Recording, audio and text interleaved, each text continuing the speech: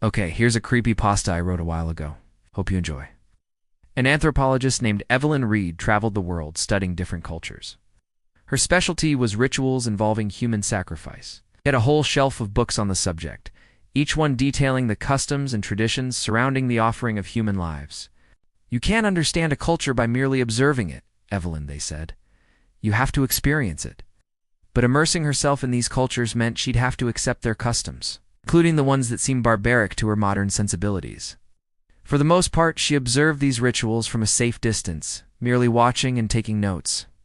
But something inside her, some primal, animalistic instinct, itched for something more. The high priest looked at her, his eyes filled with a disturbing intensity.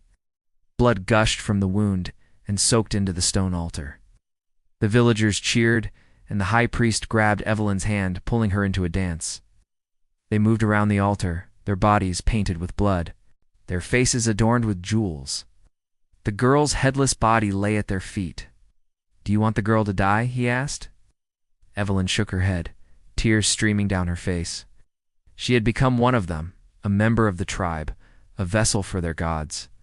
And as the sun set over the jungle, casting long shadows on the altar, she knew that she would never be the same again. She didn't want the girl to die.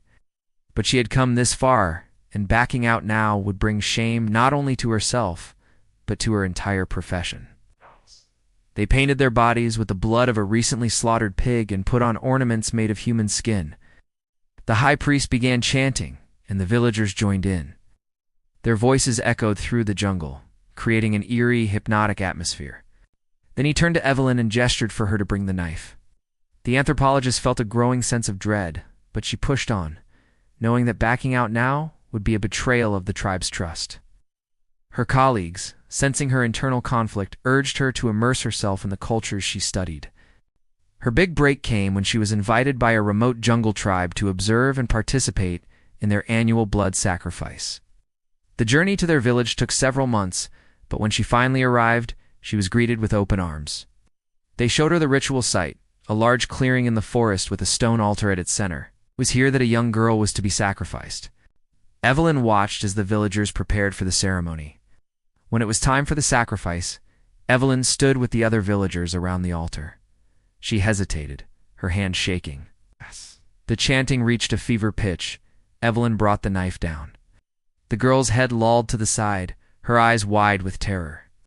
And in that moment, Evelyn felt a sense of belonging, of acceptance, even euphoria.